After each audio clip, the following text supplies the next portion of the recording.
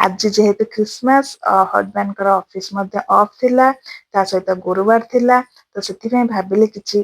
गरमा गरम खाइबा तो भाविली कांजी बनैकी इंस्टांटली कांजी बनैकी खाइबा तो से दही कांजी बनैथिली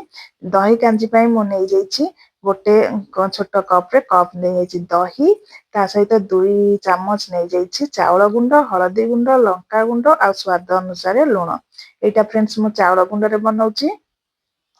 आपको कौन करबे ना भल भाव मिक्स करनेबे भल भाव आगे मिक्स कर साइला परे सेतिरे कौन करबे ना गोटे बड़ ग्लास रे पानी दे देछि पानी देके आउ थरे भल भाव फेंटी नेबे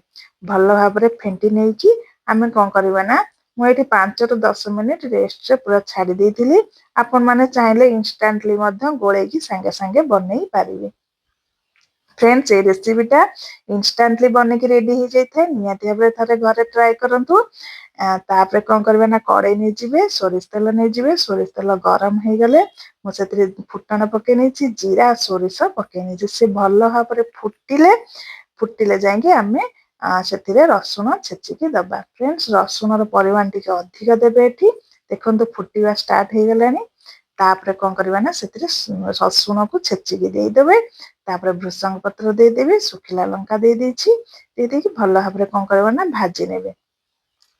भल भाव टिके भाजी हो गला परे आमे सेतिरे रखिथिबा जो दही आ हमर चाउल गुंड को गोळेकी नेबे फ्रेंड्स टिके चाउल गुंड तळे बसी जाय थाए ताको कौन करबा ना सेतिरे ढाଳି नबा ढाଳି नै कि भल भाव मिक्स करे नबा मिक्स करके आपण माने तापर कौन करबा ना ताको 2 रु 3 मिनिट कुक माई छाड़ी देबे जेहेतु मु टिके भिजे के 5 रु 10 मिनिट रखि देइतिली 2-3 मिनिट रे रेडी हो गला नहले 5 मिनिट भीतर मध्ये रेडी हो जिवो देखंतु धीरे धीरे फुटिले हमर टिके बहलिया हे आसीबो देखंतु एई भली टिके बहलिया हे आसीबो मझिरे मझिरे गोळौथिबे तापर कौन करबा ना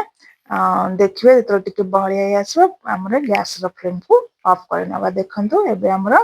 पूरा रेडी हो गलानी कांजीटी